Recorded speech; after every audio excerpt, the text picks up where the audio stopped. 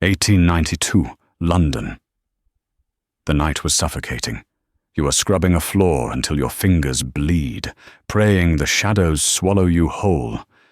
You aren't supposed to be here. 3 months ago, you were Lady Naomi Grace, the toast of the season. Now you are just Ellie, a nameless servant in the house of the man who hates your family most. You think you're safe. You think the soot on your face hides your identity. But then, the Duke stops. He doesn't look at the floor. He looks right at you. And in that terrifying silence, you realize he didn't just see a maid. He saw the lie. This is the story of the woman who tried to hide in plain sight, and the Duke who decided to play her game. The rain in Derbyshire didn't wash things clean. It just turned the coal dust into a slick, black paste that coated everything. Naomi Grace, now simply Ellie, shivered as she stepped off the third-class carriage. Her boots, once fine Italian leather, were scuffed beyond recognition, leaking freezing water onto her toes. She pulled her grey wool shawl tighter. It smelled of wet dog and lye soap, a scent that made her stomach turn, but she forced herself to inhale it. This was her life now, the scent of survival. "Move along, girl, don't block the path," a rough voice grunted. It was Mr. Henderson, the steward of Blackwood Manor. He was a man shaped like a barrel with a temperament to match. "Yes, sir." "Apologies, sir," Naomi murmured, dropping her head. The accent was hard to maintain. She had to clip her vowels, swallow the aristocrat in her throat, and speak from her chest. 3 months. That was how long it had been since the scandal. The Grace treason, the newspapers had called it. Her father, the Earl of Callaway, had been accused of selling naval secrets to the Prussians. He had taken his own life before the trial, leaving Naomi with nothing but a burning house, seized assets, and a name that was poison in every social circle from London to Vienna. She had 2 choices, the workhouse or hiding. She chose hiding. But of all the places to hide, why did fate send her here? Blackwood Manor, the ancestral seat of Julian Thorne, the Duke of Blackwood. Julian. Just the thought of his name caused a phantom pain in her chest. Years ago, before he was the cold, ruthless Duke, and before she was a social pariah, they had shared a season. There had been a dance, a waltz that lasted too long, and a conversation in a garden that hinted at a future. But then he had left for the military, and her father's gambling debts had begun to mount, and the silence between them had solidified into ice. He was known now as the Iron Duke, cold, unforgiving, and he had been the one to lead the investigation into her father. "You there, Ellie, is it?" Mrs. Halloway, the head housekeeper, snapped her fingers, snapping Naomi back to the present. They were standing in the servants' entrance, a cavernous stone mudroom. "Yes, ma'am." "You're scrawny," Mrs. Halloway observed, circling her like a horse trader. "Hands are too soft. You've never done a day's work in your life, have you?" Naomi's heart hammered against her ribs. I worked in a millinery, ma'am. Stitching, not heavy lifting." "Well, you'll lift here. The Duke arrives tonight from London. The house must be immaculate. You're on great duty. Clean the fireplaces in the east wing, and stay out of sight. His Grace does not like to see the help unless he calls for them." "Yes, ma'am." The next 4 hours were a blur of agony. Naomi's hands, once accustomed to playing the pianoforte and holding embroidery needles, were now raw and black with soot. She scrubbed the marble hearth of the library, her back aching with a ferocity she had never known. She was on her knees, scraping at a stubborn patch of creosote, when the heavy oak doors creaked open. The room went silent. The air pressure seemed to drop. Naomi froze. She knew that walk. Even after 3 years, the heavy, rhythmic strike of those boots was etched into her memory. She didn't look up. She couldn't. She made herself small, hunching over the grate, smearing more ash onto her cheek as a disguise. "Your Grace," Mrs. Holloway's voice was trembling slightly. "We didn't expect you until the evening train." "I rode ahead," a deep, baritone voice replied. It was him. Julian. His voice was rougher than she remembered, stripped of its youthful lightness. It sounded like gravel grinding under a carriage wheel.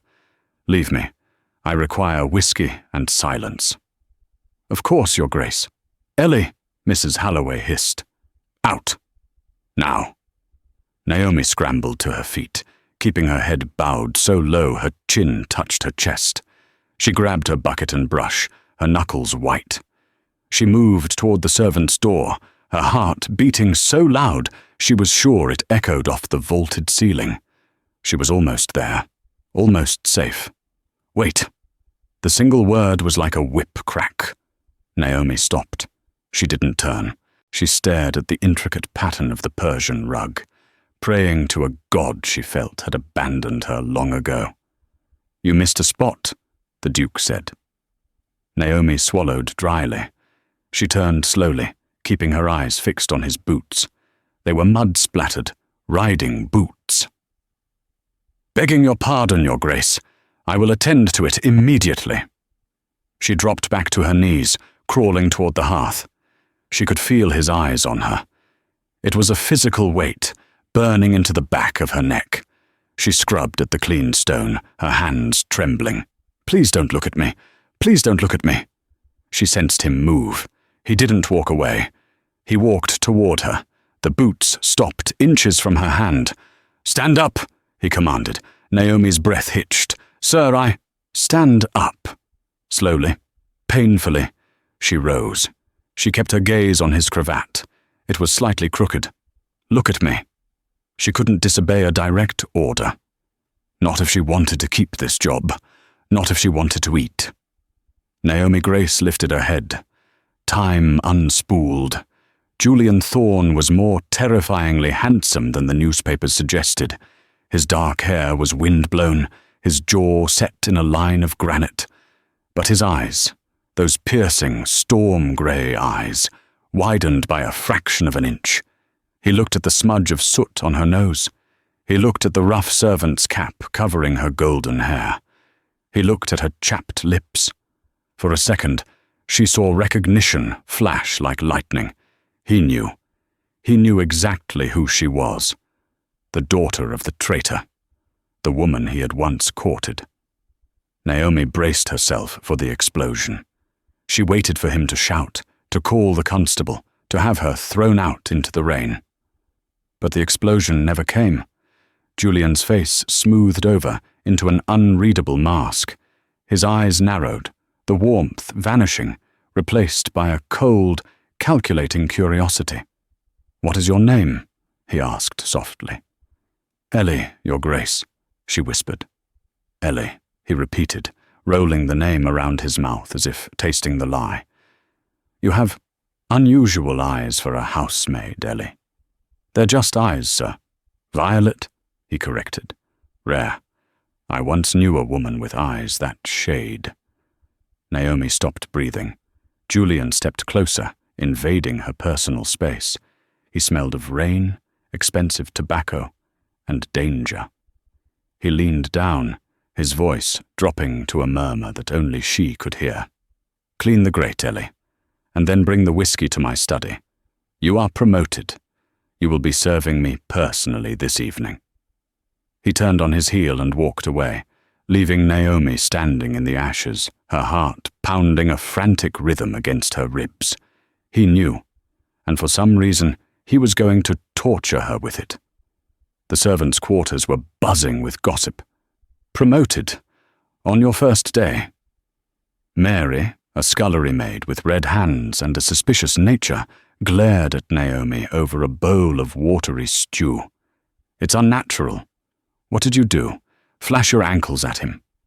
Naomi stared at her spoon. "I just cleaned the grate, Mary. I suppose he likes thoroughness. The Duke hates everyone, the cook, Mrs. Gable, interjected, slamming a cleaver into a side of beef. Since the war, and since that business in London with the traitors, he trusts no one. He's fired 3 valets in a month. Watch yourself, girl. He's like a wolf. He plays with his food before he eats it. Naomi felt a chill that had nothing to do with the draughty cellar. He plays with his food. At 8 o'clock, she smoothed her apron.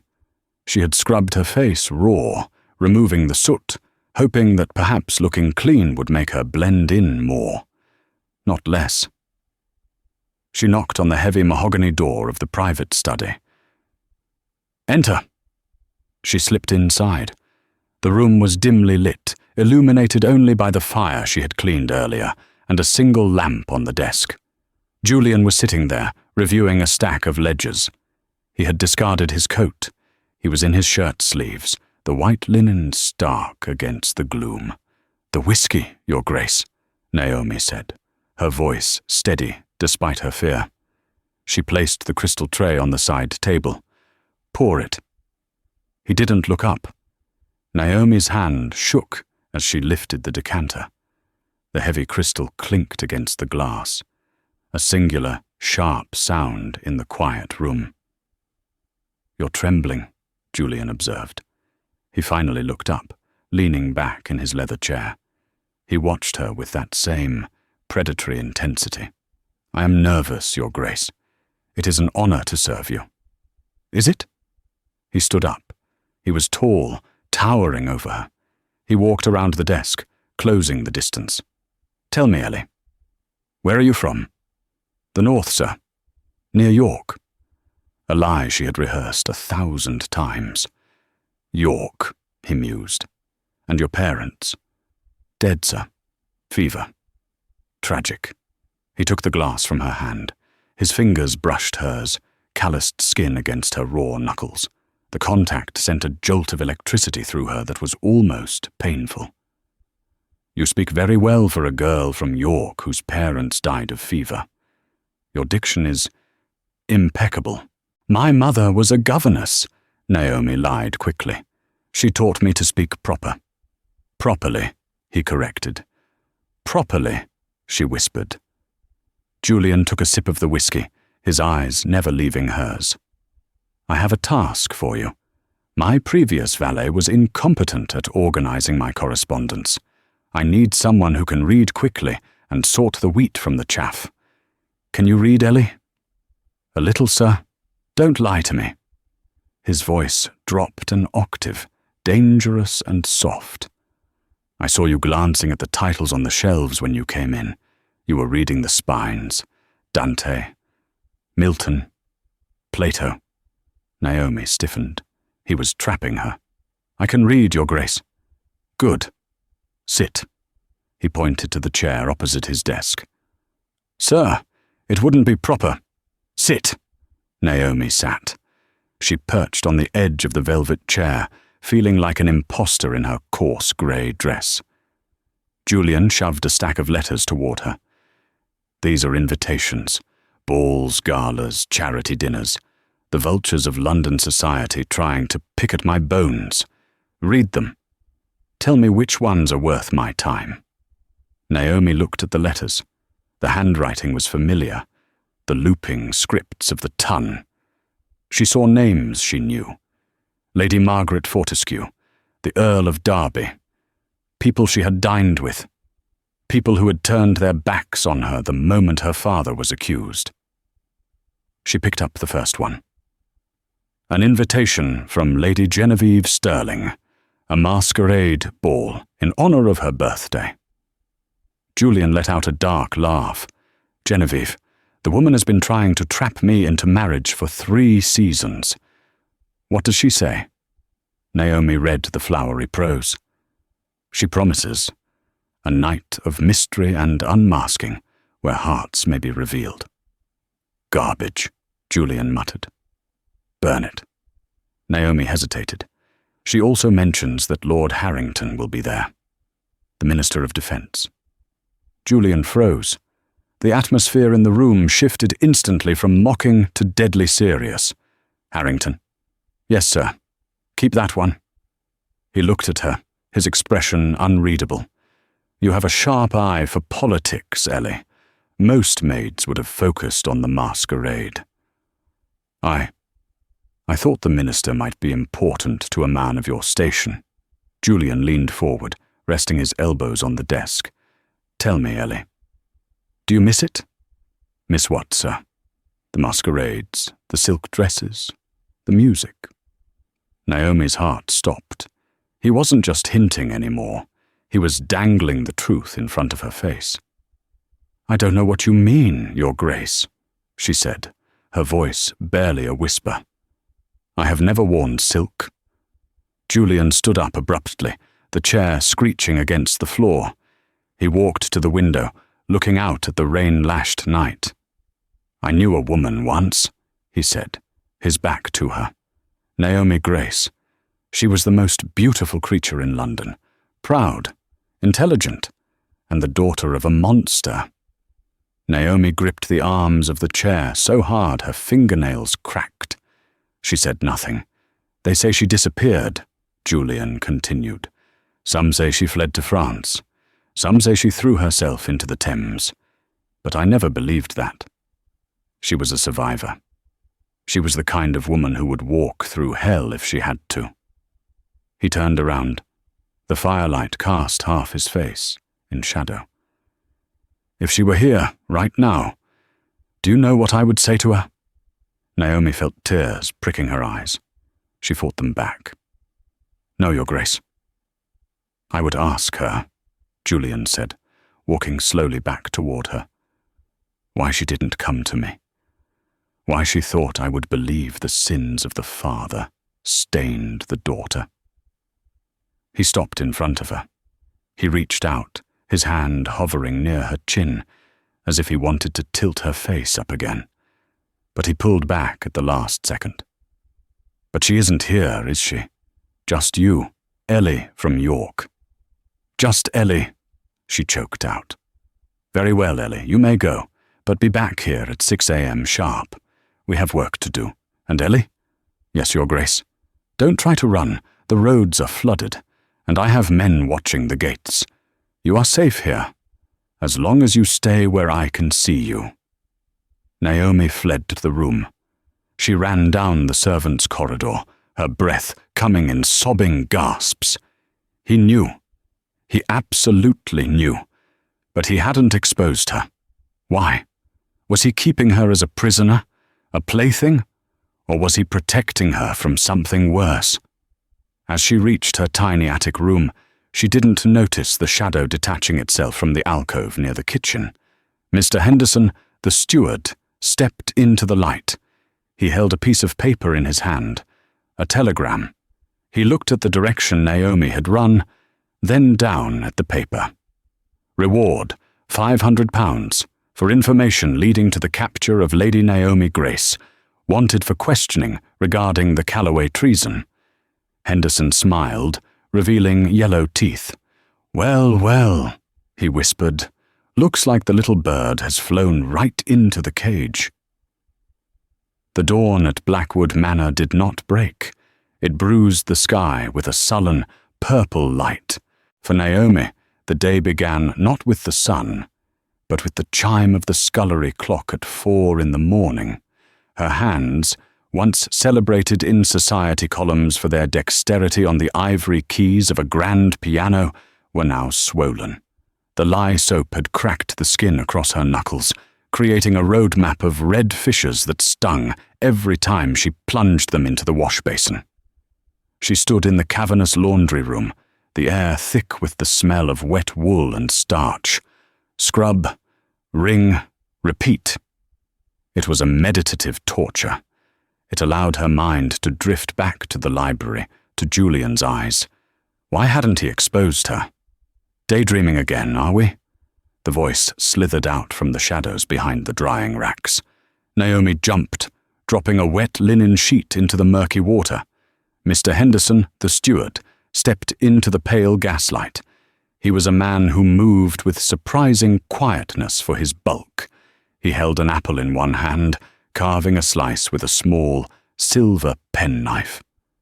"Mr. Henderson," Naomi stammered, wiping her hands on her apron.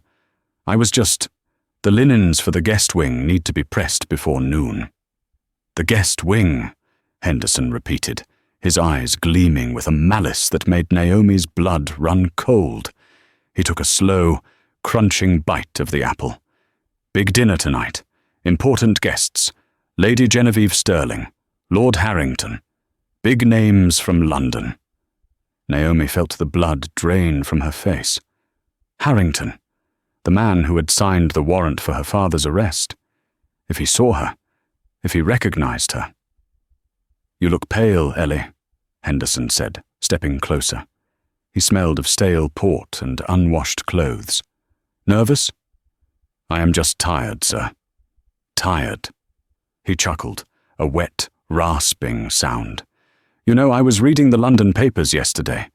Fascinating things, newspapers, full of stories about lost fortunes and runaway daughters." Naomi stopped breathing. The room seemed to tilt. Henderson reached out and touched a lock of hair that had escaped her cap. Naomi flinched, but she forced herself to stand her ground. To run now would be to admit guilt. "Gold hair," Henderson whispered. "Rare for a girl from the coal pits of York. And that accent, it slips, you know. When you're tired, when you think no one is listening." He leaned in, his lips brushing her ear. "I know who you are, Lady Naomi." The use of her title, spoken in this damp, stone dungeon of a laundry room, was more violent than a slap. "I don't know what you mean," she whispered, her voice trembling. "Don't play the fool. It insults us both," Henderson snapped, his demeanor shifting instantly from mocking to predatory. "There is a reward. £500. That is 10 years' wages for a man like me. Enough to buy a cottage in the seaside and leave this God-forsaken damp hole." "Please," Naomi gasped, grabbing his sleeve. "Please, Mr. Henderson, I didn't do anything. My father, I am innocent." "Innocence is a luxury for the rich, my dear. And you are no longer rich." He pulled his arm away, dusting off the sleeve where she had touched him. "However, I am a patient man. I don't need the money today. Maybe having a panicked aristocrat at my beck and call is worth more than £500. He pointed the penknife at her throat. "You will continue your work. But from now on, you work for me too. I want information. The Duke receives letters from the War Office. You clean his study. You will bring me anything marked confidential. Do you understand?" Naomi stared at him in horror. He wanted her to become a spy, to commit the very treason her father was accused of. "I can't," she wept. "He would kill me." "And I will hang you," Henderson smiled. "The choice is yours, my lady." He turned and waddled out of the laundry room, whistling a discordant tune. Naomi sank to the cold stone floor, her wet skirts pooling around her. She pressed her forehead against the cold rim of the wash basin and sobbed silently. She was trapped. Above her, a duke who knew her secret and played with her heart. Below her, a steward who held a noose around her neck. She had never felt more alone. The dining room of Blackwood Manor was a masterpiece of intimidation. The walls were panelled in dark oak, absorbed the light of the 200 candles in the crystal chandelier, casting long, flickering shadows. The table was set for 12, the silverware, polished by Naomi's own bleeding hands that morning, gleamed like weaponry. "Steady now," Mrs. Halloway hissed, adjusting Naomi's starch collar. "You are to serve the wine. Keep your head down. Don't speak unless spoken to. And for the love of God, don't spill." Naomi nodded. She felt like a ghost in her own life. She was wearing the stiff black uniform of a parlour maid, her hair pulled back so tightly it ached. The double doors opened. The guests drifted in, a sea of silk, velvet, and jewels. The laughter was high and brittle, the sound of people who had never known hunger. And there, at the head of the table, stood Julian. He was dressed in formal evening wear, the black tailcoat accentuating the breadth of his shoulders. He looked regal, untouchable, and utterly bored. His eyes scanned the room, disinterested, until they landed on Naomi standing by the sideboard. His gaze held hers for a fraction of a second, an anchor in the storm, before he turned to greet his guests. "Julian, darling," Lady Genevieve Sterling swept into the room in a gown of crimson silk that cost more than Naomi's father's entire estate had been worth at the end. She was beautiful, sharp-featured, and had eyes like a hawk. "You have been hiding away in the country for too long. London is positively drab without you." "I find the country agrees with me, Genevieve," Julian said coolly, pulling out her chair. "The air is cleaner. Fewer snakes." Naomi flinched. She gripped the neck of the heavy wine decanter. The dinner was an agony of slow motion. Course after course, turtle soup, roasted pheasant, glazed carrots. Naomi moved around the table, pouring wine, her heart hammering a frantic rhythm against her ribs. She reached Lord Harrington, the Minister of Defence. He was an older man with a walrus moustache and a monocle. He was currently pontificating about the Grace treason.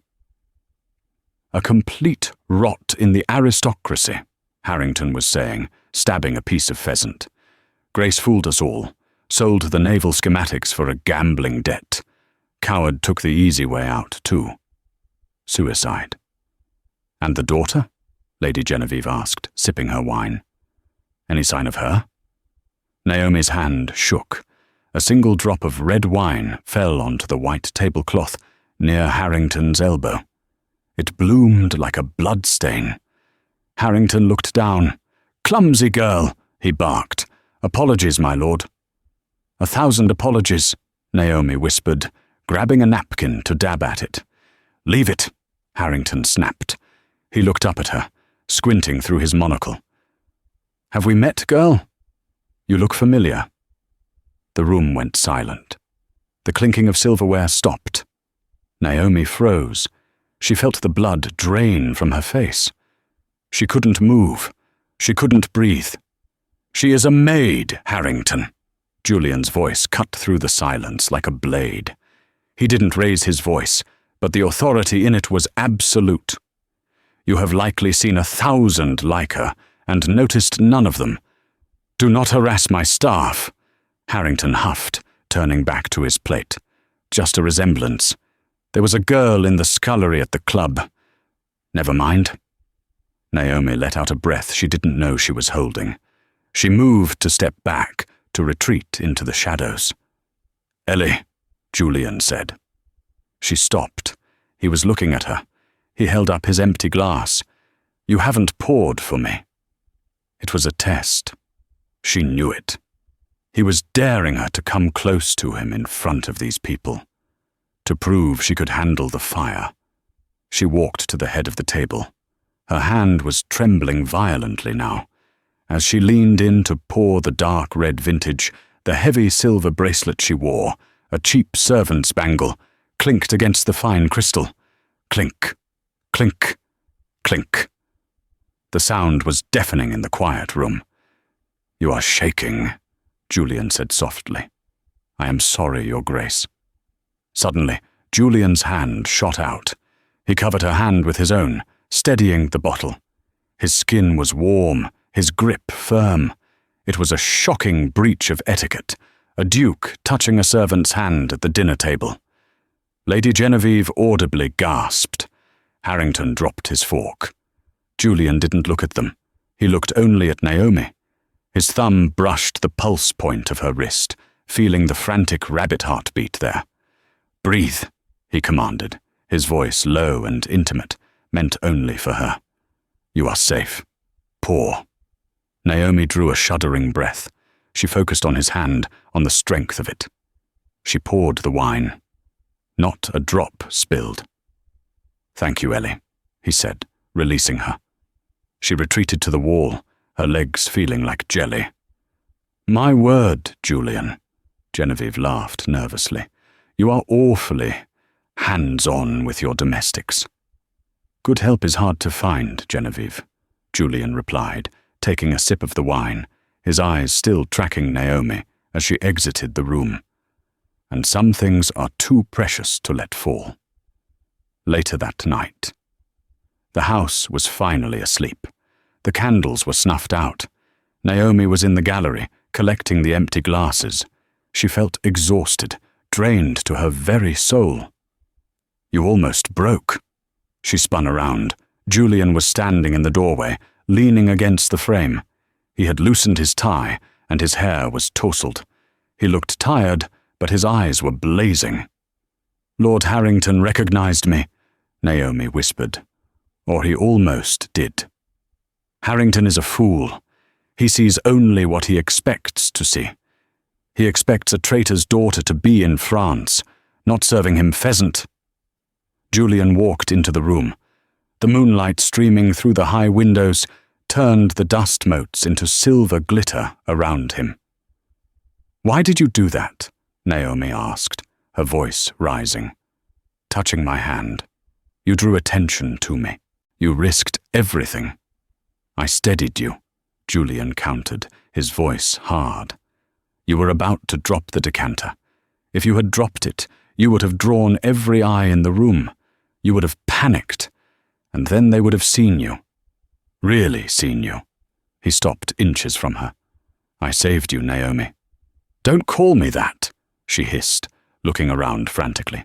"Please, Henderson." "He suspects." "Henderson?" Julian's brow furrowed. "The steward? He found a wanted poster. He knows." Naomi began to cry, the stress of the day finally breaking her. "He wants me to spy on you, to steal your papers, or he'll turn me in for the reward." Julian went very still. The temperature in the room seemed to drop 10 degrees. The look on his face transformed from exhaustion to a terrifying, cold rage. It was the face of the Iron Duke. "He threatened you?" Julian asked, his voice barely a whisper. "Yes." "And what did you tell him?" "I told him nothing. I wanted to run, but I have nowhere to go." Julian reached out. This time he didn't pull back. He cupped her face in his hands, his thumbs wiping away the tears that streaked her soot-stained cheeks. "You are not going anywhere," he swore. "You are under my protection, and Mr. Henderson has just made a very distinct, very fatal error." "Julian, no," she sobbed, using his name for the first time in 3 years. "If you do anything to him, he will talk. He will tell everyone who I am." "Let him talk," Julian said ferociously. "Let him tell the world. Do you think I care about their gossip? Do you think I care about Harrington or the scandal? You should. You are a duke." "I am a man," he shouted, the sound echoing off the vaulted ceiling. "I am a man who watched the only woman he ever loved disappear because he was too proud to stop her. I won't make that mistake again." Naomi stared at him, shocked into silence. "Naomi," he whispered, leaning his forehead against hers. "I don't care if your father sold the whole bloody empire. You are not him. You are mine. You have always been mine." For a moment in the moonlight, the servant and the Duke ceased to exist. There was only the history between them, burning bright and hot. Julian tilted his head, his lips inches from hers. But before the kiss could land, a heavy thud echoed from the floor above. Then a shout. Then the unmistakable sound of a gunshot. Julian pulled back instantly, his soldier's instincts taking over. He looked toward the ceiling. "Stay here," he commanded. "Julian, lock the door. Don't open it for anyone but me."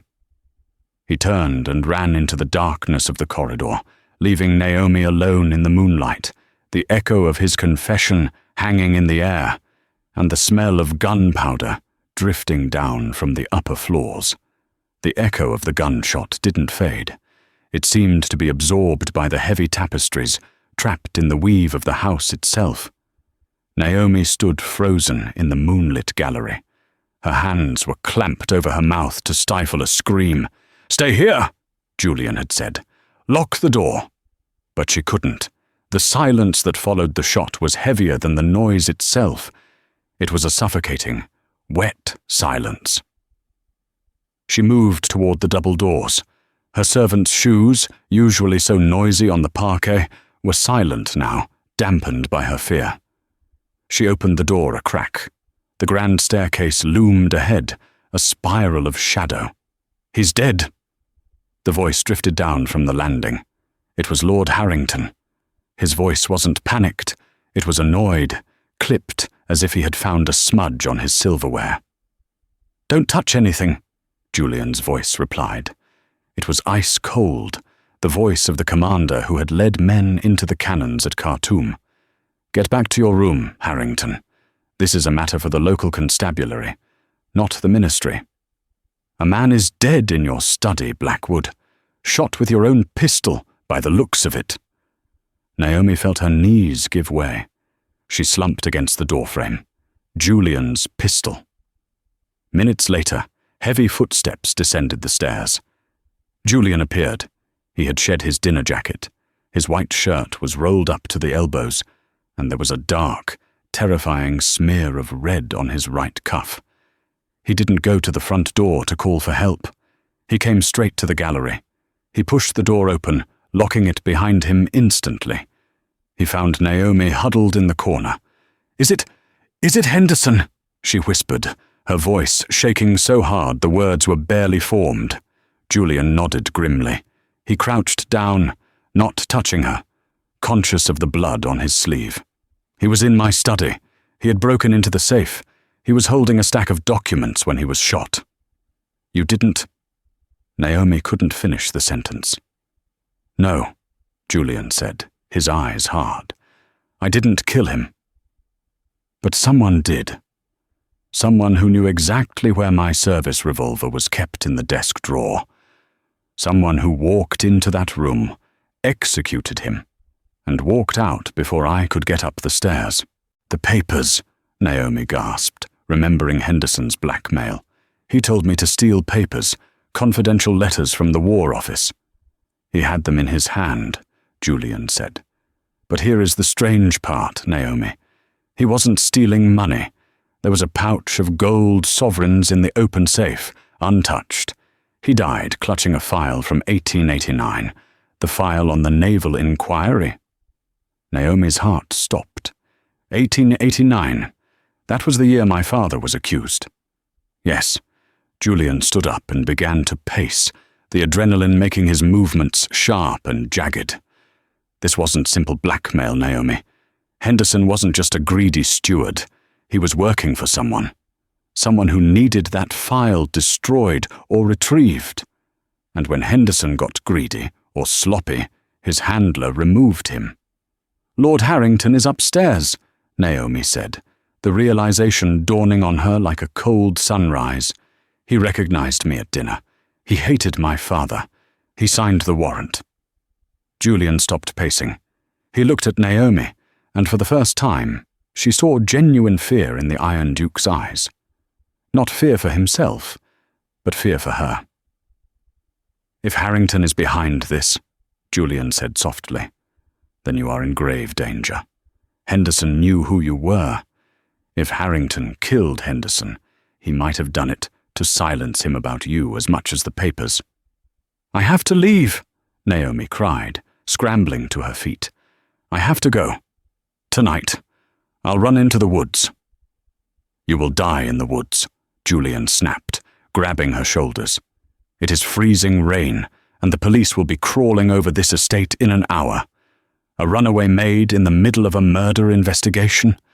They will hunt you down with dogs, Naomi. And if they find you and find out who you really are, you will hang for this murder. They will say the traitor's daughter killed the man who discovered her." "Then what do I do?" she sobbed, collapsing against his chest. She didn't care about the blood on his sleeve anymore. She needed his warmth. She needed his strength. Julian wrapped his arms around her, holding her tight, pressing her face into the hollow of his neck. He smelled of gunpowder and sandalwood. "We hide you," he whispered into her hair. "Not among the servants. That is no longer safe. We hide you where no one, not Harrington, not the police, not the staff, would ever dare to look." Naomi pulled back, looking up into his grey eyes. "Where?" "In my bed," Julian said. Naomi stared at him. "Julian, my private chambers have a connecting dressing room. There is a priest hole behind the wardrobe, a remnant from the Civil War. You will stay there. You will not make a sound. You will not exist until I find out who killed Henderson." "It will ruin you," she whispered, "if I am found in your room. My reputation was ruined the day I walked away from you 3 years ago," Julian said fiercely. "I have nothing left to lose but you." He took her hand. "Come, we have to move before the police arrive." The following morning, Blackwood Manor was a cage. The rain had not ceased. It battered the windows like handfuls of gravel. Inside, the air was stale and thick with tension. The local constable had been and gone, replaced quickly by a team from Scotland Yard, summoned by Lord Harrington. Inspector Reed was a man who looked like he was carved out of driftwood, lean, weathered, and utterly humorless. He sat in the library, converting Julian's sanctuary into an interrogation room. Upstairs, in the suffocating darkness of the priest hole, Naomi sat with her knees pulled to her chest. The space was tiny, barely 4 feet wide. Through the cracks in the back of the heavy oak wardrobe, she could see a sliver of Julian's bedroom. She had been there for 8 hours. Her limbs were cramping, her throat parched. She heard the door to the bedroom open. Heavy boots. "I must insist, Your Grace." Inspector Reed's voice drifted through the wood.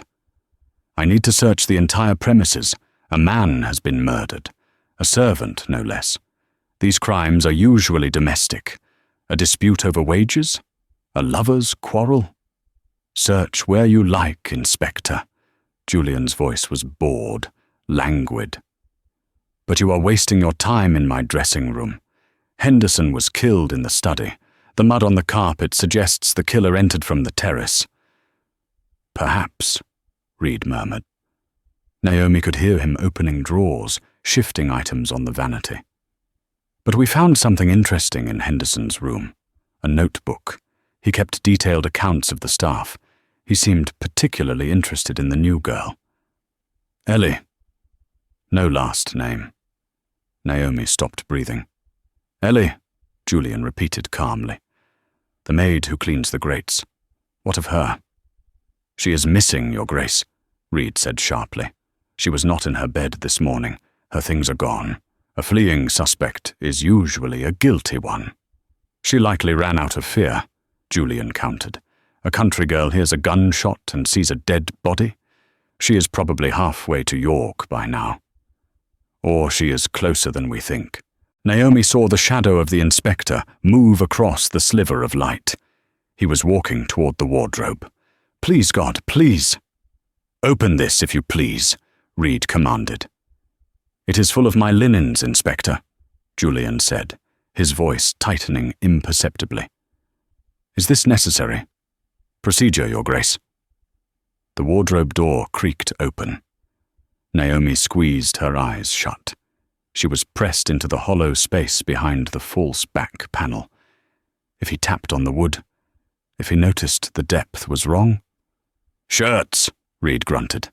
"Waistcoats." He pushed the hangers aside. The wood of the false panel groaned slightly under the pressure of his hand. Naomi bit her lips so hard she tasted copper.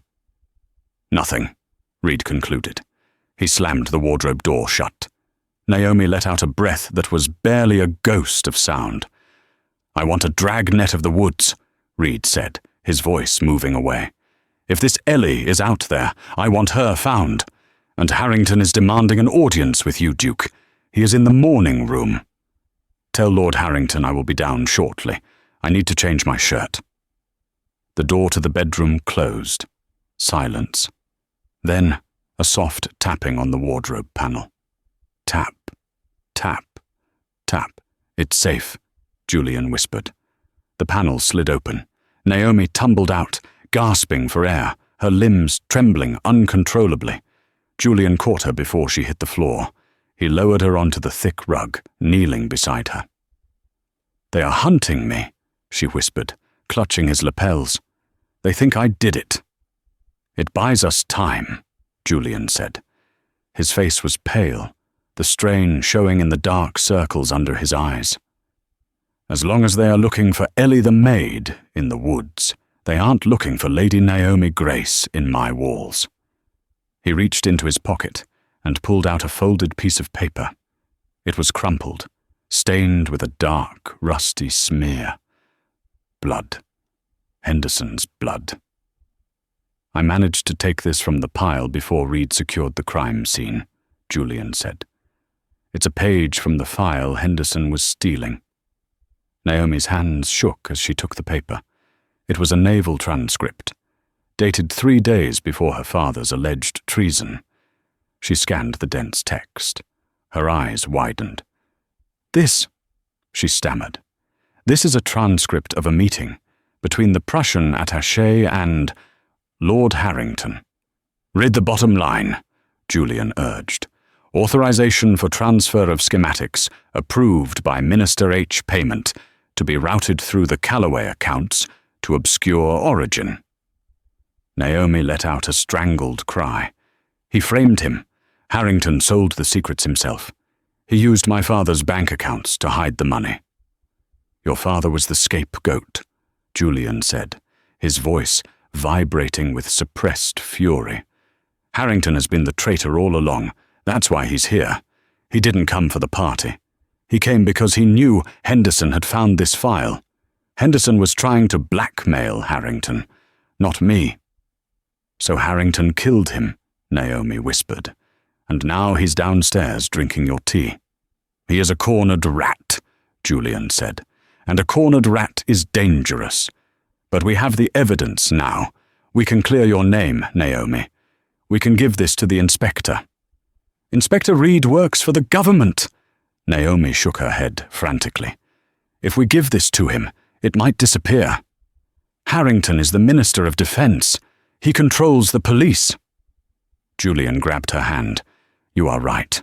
We can't trust Reed. We need to get this to the press, to the Times. If the story breaks publicly, they can't bury it." "But how?" Naomi asked. "I can't leave this room. You are being watched." Julian looked at the window. The rain was lashing against the glass. "Tonight is the masquerade ball," he said slowly, a plan forming in his eyes. "The ball?" Naomi looked at him like he was mad. "A man is dead. Surely you cancelled it." "Harrington insisted we proceed," Julian said with a dark smile. "He said it would be bad for morale to cancel. He wants the crowd. He thinks a crowd provides cover. But he is wrong. A crowd provides chaos." He stood up, pulling Naomi with him. He walked her to the heavy velvet curtains. "You are going to the ball, Naomi." "What?" "You said you hid among the servants," Julian said, his gaze intense. "Now you will hide among the masters. It is a masquerade. Everyone will be in masks. I still have your mother's old dress, the blue velvet one she left here years ago. It's in the attic storage. I will get it. Julian, this is insanity. If I am caught—" "If you stay here, you are a sitting duck," he interrupted. "We need to get you out of the house, to the train station. The only way out is through the ballroom." During the final waltz, the servants open the terrace doors for the fireworks. That is your chance. I will create a diversion. You will slip out, run to the stables, take my horse, and ride for the telegraph office in the village. He cupped her cheek. His touch was the only steady thing in a world that was spinning off its axis. "One dance," he whispered. "We finally get our dance, and then you run like the wind." Naomi looked at the blood-stained paper in her hand, the proof of her father's innocence, the key to her freedom. She looked up at the Duke, the man who was risking his life, his title, and his honor for her. "One dance," she agreed. But as Julian turned to leave, to fetch the dress, a sound came from the hallway, the heavy turn of a key in the lock. Julian froze. He tried the handle. Locked. "My apologies, Your Grace," Inspector Reed's voice came through the door. "But until my investigation is complete, I cannot have anyone wandering the house. For your own safety, of course." They were trapped. Julian looked at Naomi. The color drained from his face. The hunter had just locked them in the cage together. And the masquerade was only hours away. The lock on the bedroom door was heavy iron, but the house of Blackwood held secrets older than Inspector Reed. "The priest hole," Naomi whispered, her mind racing back to the architectural sketches she had dusted in the library. "It doesn't just end behind the wardrobe. The original blueprints. It leads to the wine cellar." Julian's eyes lit up. "The cellar opens directly into the service corridor behind the ballroom." They moved in silence, down the suffocatingly narrow stone chute, through cobwebs that clung like spectral fingers. When they emerged into the cool damp of the cellar, they were no longer duke and servant. They were conspirators. An hour later, the masquerade was in full swing. The ballroom was a kaleidoscope of Venetian masks, swirling silks, and the dizzying lilt of a Strauss waltz. The air smelled of expensive perfume and impending doom. At the top of the grand staircase, two figures appeared.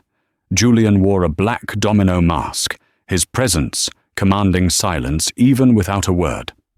Beside him stood a woman in a gown of midnight blue velvet, a dress retrieved from the depths of the attic, smelling faintly of lavender and memory. Her face was hidden by a mask of silver lace. They descended. The crowd parted. "Who is she?" Whispers rippled through the room like a draught. "Look at how he holds her." They didn't stop to greet anyone. Julian led her straight to the center of the floor. He took her waist. His hand was warm, possessive, an anchor in the terrifying sea of eyes. "Ready?" he murmured. "No," Naomi breathed, clutching the blood-stained evidence hidden in her glove. "Good." They danced. It was a waltz of defiance. They spun past Lord Harrington, who stood near the orchestra, sipping champagne with a smug satisfaction. He watched them, his eyes narrowing behind his gold mask. He didn't recognize the dress. He didn't recognize the woman. He only saw the Duke flaunting a new conquest. As the music swelled to its crescendo, Julian spun Naomi so she faced the orchestra. He signaled the conductor with a sharp cut of his hand. The music died instantly. The dancers stumbled to a halt. The silence was deafening. "Lord Harrington," Julian's voice rang out, projecting to the back of the hall. "You seem to be enjoying the hospitality of the man you tried to frame." Harrington stiffened. "I beg your pardon, Blackwood. Have you had too much punch?" "I think not." Julian stepped back, leaving Naomi standing alone in the center of the circle. "I believe this lady has something that belongs to you." Naomi's hands trembled, but she forced her spine straight. She reached up and untied the ribbons of her silver mask. It fell to the floor.